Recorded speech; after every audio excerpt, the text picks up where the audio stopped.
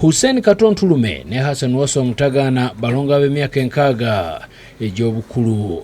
Bano olwaleero bakyaddeko ku ofisi za Bukedde TV era ne bagenda ku ofisi y'omukungaanya w'okuntiko ku Vision Group Mayinja. Mu mboozi y'akafubo gye tubaddemu nabo batubuulidde emu ku bintu ebisinga okubagatta okuva mu buto. Kati era ffe n'ekintu ekirala abantu abamu bagenda ne balowooza nti oluusi tumala kuteesa nti twambale kimu naye olabirawo nga by'oyambadde nga ne munno by'ayambadde era waliwo be nakiga.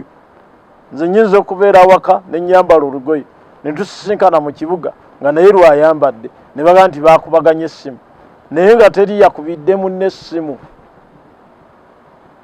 Era ne bwe mba ngenze mu dduuka okugula ekintu nze ngula bibiri. Yadde ng'ebibagatta bingi bano batubuulidde buli omu enkizo gy'alina ku munne mu ngeri y'okumusoomooza.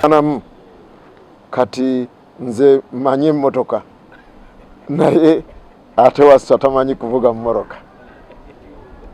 Ekyokubiri era ne pikipiki ngimanyi ngivuga naye era takikola ki tagisobola.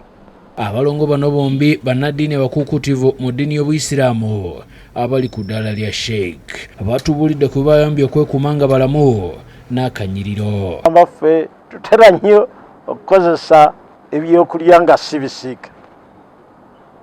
Beba nnyama eyo tugirya nga si nsiika, be ziba nva tuzirya nga ziri mu butonde bwazo. Engeri gye bafaanagana olumu yali ebasudde okukabasa ku mukolo gw'okwanjula nga wasswa Hassan bw'atunnyonnyola. Nzijukirako lumu ntiina gye twali sikyajjukira kyalo ki naye senga yajja nga bomanyi katemba atera okubeerawo nga bo balowooza nti ali mu katemba naye amazima amatuufu yali tatwawula. Ku masomero yonna gye baali embeera bwetu bwe yali era abasomesa baalina kubabonerezanga bonna. Bwe babuuziddwa buli omu kyasinga okuwagala ku munne bwe batyo bwe batugambye. Bo nga baba bagoba batugoba lumu wadde omu yamazeeyo era omu baba ng'alina ekisobi kye yakoze ng'era batugalamiza lumu. Bano bazze beetaba mu bivulu eby'abalongo ebizze biteekebwa Vision Group.